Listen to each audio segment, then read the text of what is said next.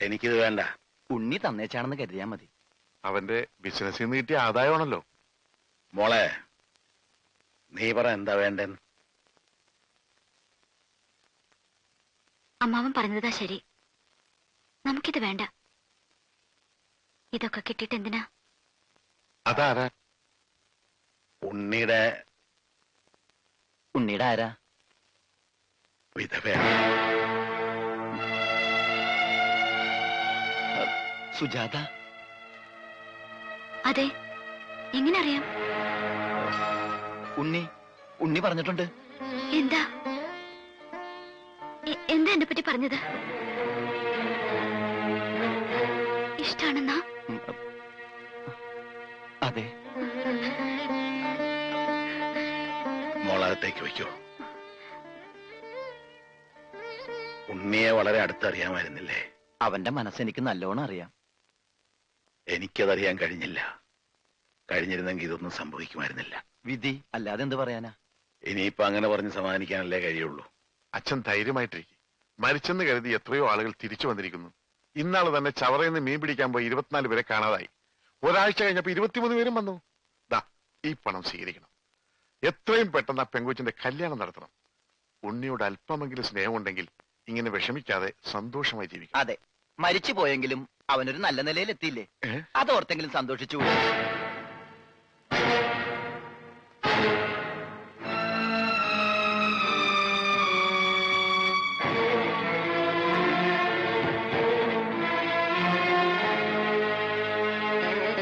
ഞാൻ എത്ര വട്ടം പറഞ്ഞിട്ടും ആരും അത് വിശ്വസിച്ചില്ല. എന്റെ മോൻ എത്ര അകലെ പോയാലും അവൻ മനംനൊന്ത് വിളിച്ചാൽ ഞാനത് അറിയും. അവൻ പോയ പിന്നെ പലവട്ടം ഞാനത് അറിഞ്ഞിട്ടുണ്ട്. നമ്മുടെ ഉണ്ണി മരിച്ചിട്ടില്ല, അവൻ ജീവിച്ചിരിപ്പുണ്ട്.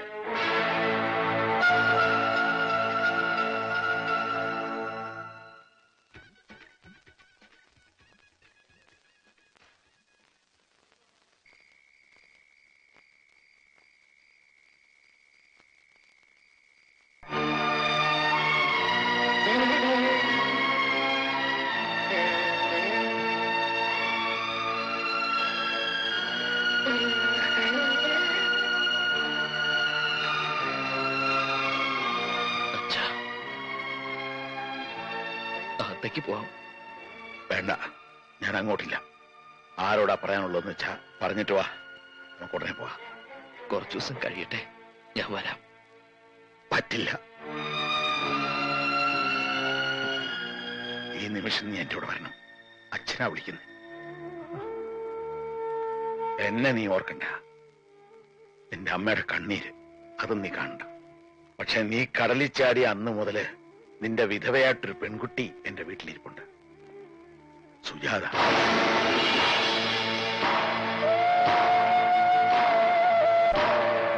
അവളെ നീ ഓർത്തേ പറ്റൂ. അവളുടെ കണ്ണീര് അച്ഛാ, നിന്നെ നടക്കാൻ പഠിപ്പിച്ച കൈയായത്. ഇപ്പൊ ഞാൻ യാചിക്കുക, ഈ കൈ നീ വിടരുത്. മോൻ അച്ഛന്റെ കൂടെ വരണം. ഉണ്ണി, ഞാൻ പറഞ്ഞിട്ടില്ലേ നമ്മുടെ കൽക്കട്ടയിലെ സർവാജി? ഹലോ. ആ, എന്താ ഇത്? ചടങ്ങുകളൊക്കെ തുടങ്ങാറായില്ലേ? വേഗം വാ.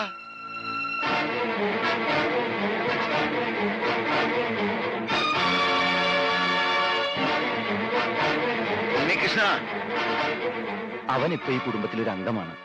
അച്ഛന്റെ ഉണ്ണികൃഷ്ണനല്ല. അതെങ്ങനെയാണോ അവൻ എന്റെ മോനല്ലാണ്ടാകണേ? എന്റെ ജോലിക്ക് എന്നേക്കാ വലിയ അവകാശികൾ ഉണ്ടെങ്കിലേ അതാരാണെന്ന് അറിഞ്ഞിട്ടേ ഉള്ളു കാര്യം. പ്രശ്നം ഉണ്ടാക്കരുത്. ഞാൻ പ്രശ്നം ഉണ്ടാക്കും. ഞാൻ ഇവിടുന്ന് എന്റെ മോനെ കൊണ്ടല്ല പോകുന്ന. ഞാൻ ഇവിടുന്ന് എന്റെ മോനെ കൊണ്ട് പോകും. എന്നാ ചെല്ല്, ചെന്ന് ചോദിക്ക്. ഇപ്പൊ അവകാശം പറഞ്ഞ് ചെന്നാലുണ്ടല്ലോ, അവനെ കൊലക്ക് കൊടുത്ത് ഇറങ്ങി. ചെല്ല്, ചെന്ന് ചോദിക്ക്. നിങ്ങൾ എല്ലാവരും കൂടി അവനെ ഈ അവസ്ഥയിലാക്കിയത്. ഇനിയെങ്കിലും അവൻ സമാധാനമായിട്ടൊന്ന് ജീവിക്കട്ടെ. അച്ഛൻ പോ. അവൻ മരിച്ചെന്ന് കരുതിക്കോ.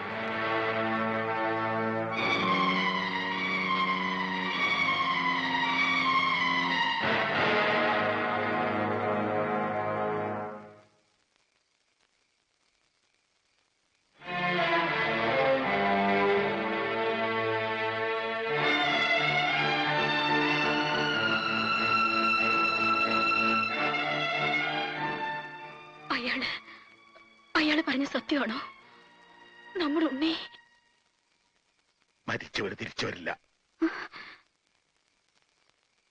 വരുമെന്ന് കരുതി നമ്മളൊക്കെ വിഡ്ഢികളാ. അതിലേറ്റവും വലിയ വിഡ്ഢിയാരാന്നറിയോ? നീയാ. നീ അവൻ നിന്നെ കല്യാണം ഒന്നും കഴിച്ചിട്ടില്ലല്ലോ, പിന്നെ എങ്ങനെയാ നീ അവന്റെ വിധവയായത്? ഇറങ്ങണം, ഇപ്പൊ ഇറങ്ങണം എന്റെ വീട്ടിൽ. എന്തൊക്കെയാ പറയണത്? ഇനി ഒരു നിമിഷം പോലും ഇവിടെ നിൽക്കാൻ നിനക്ക് അവകാശമില്ല. ഇറങ്ങണം. അപ്പോ താനവനെ കണ്ടല്ലേ? താൻ വിളിച്ചിട്ട് തന്റെ മോൻ വന്നില്ല അല്ലേ?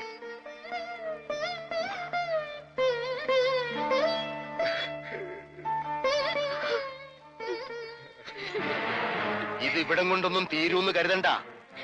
ഇപ്പൊ മനസ്സിലായില്ലേടി നിന്റെ ഭർത്താവിന്റെ സ്നേഹം? അവന് വേണ്ടെങ്കിൽ പിന്നെ നീ എന്തിനാ ഇവിടെ നിൽക്കുന്നേ? ഇനി ഞാൻ പറയുന്നതിന്റെ മുമ്പിൽ കഴുത്ത് കാട്ടി കൊടുത്തോണം. അല്ലെങ്കിൽ തന്റെ മുമ്പിലിട്ട് മണ്ണെണ്ണ ഒഴിച്ച് കത്തിക്കും ഞാനിവിടെ. അതും നാം കാണും.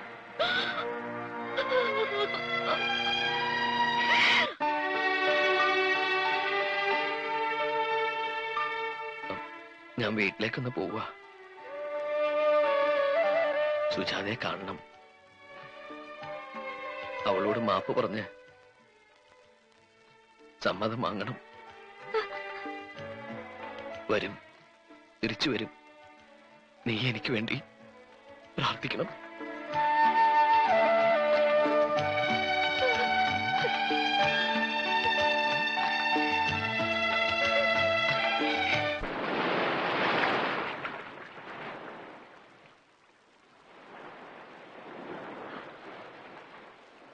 ഉണ്ണി,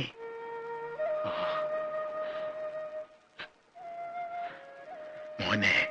അച്ഛാ, ഞാൻ വന്നല്ലോ, എന്റെ പൊന്നുമോനിങ്ങി വന്നല്ലോ. ഓർക്കണം, ഈ പാപമൊക്കെ ഞാൻ എവിടെ കഴുകിക്കളയെന്ന് എനിക്കറിയില്ല. അച്ഛനോട് പൊറുക്കണം. ഒന്നും പറയണ്ട. നിന്നെ മനസ്സിലാക്കാൻ ഇപ്പോഴെങ്കിലും എനിക്ക് കഴിഞ്ഞില്ലെങ്കിൽ അച്ഛനെന്ന് പറയാനുള്ള യോഗ്യത ഇല്ലാണ്ടാവും. വാ, വീട്ടിൽ വാ. ഒരു നിമിഷം നേരത്തെ നിന്നെ കണ്ട അത്ര നേരം കൂടെ ആയുസ് കിട്ടുന്ന രണ്ടുപേരുണ്ട്. വാ.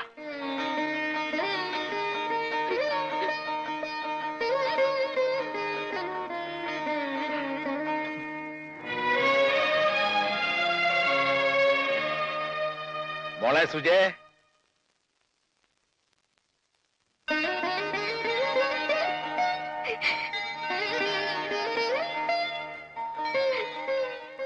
മോളിത് ആരാന്ന് നോക്കിയേ. നിന്റെ തപസ്സിന്റെ ശക്തി കൊണ്ട് മാത്ര ഇവനെ നമുക്ക് തിരിച്ചു കിട്ടിയത്. മോളിങ്ങി വന്നേ.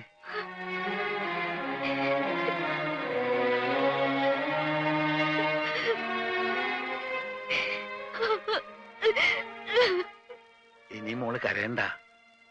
ദേ നിന്റെ ചെറുക്കൻ, ഇവനിനി നിന്റെയാ.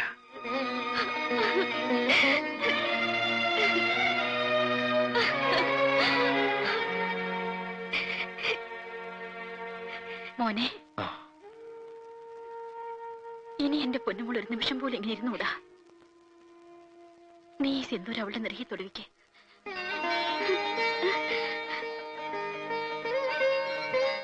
നാളെ എന്റെ വിവാഹമാണ്.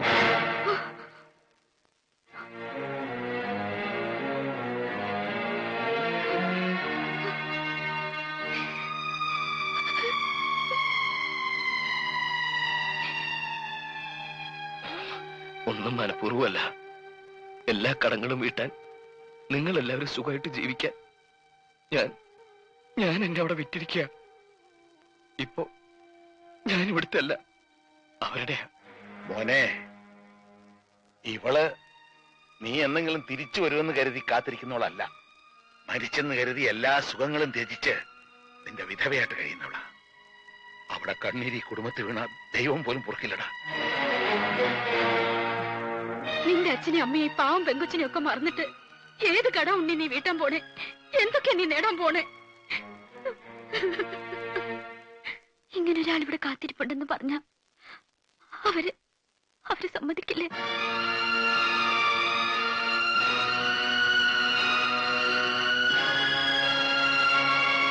സുജി, ഞാൻ ബുദ്ധിമുട്ടാച്ച വേണ്ടാട്ടോ. ഞാനിങ്ങനെ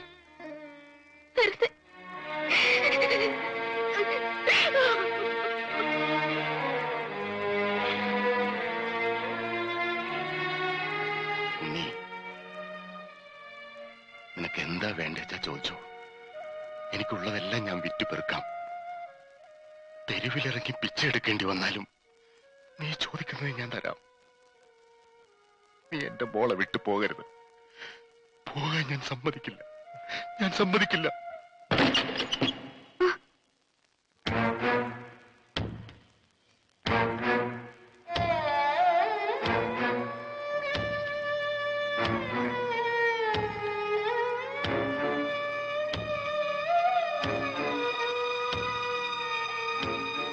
അവനെവിടെ? ഉണ്ണി, നിന്നോട് പറയാതെ അവനെവിടെ പോവില്ല.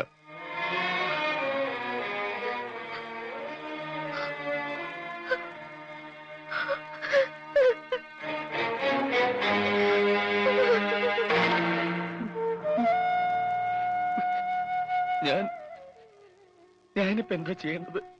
പഞ്ചാബികളെ ഇങ്ങോട്ട് വരുത്തരുത്. എന്തായാലും അങ്ങോട്ട് ചെന്നേ പറ്റൂ. നീ ഒന്നും ആലോചിക്കണ്ട, വണ്ടിയിലോട്ട് കയറി. നീ കേറ്.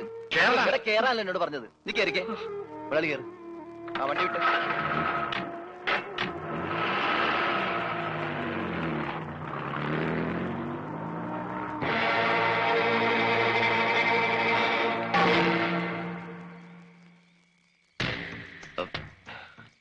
ഞാൻ എന്റെ വീട്ടിലേക്കൊന്ന്. വേണ്ട. ഒരു സത്യം നീ ലംഘിച്ചു. നിന്റെ അവകാശികളെ തേടി നീ പോയി. ഇനിയൊരു സത്യം കൂടിയുണ്ട്. പൂജയെ വിട്ട്, ഈ കുടുംബം വിട്ട് നീ പോവില്ലെന്ന്. ഇനി അതും ലംഘിക്കോ നീ? അവൾക്ക് വേണ്ടി ഒരുക്കിയ പന്തലിൽ ഒരിക്കൽ അവളുടെ കണ്ണീര് വീണതാ. ഇനി അവൾക്കൊരു ചതിവ് പറ്റിയ ഞാൻ കാരണം പൂജ ഒരിക്കലും വേദനിക്കില്ല.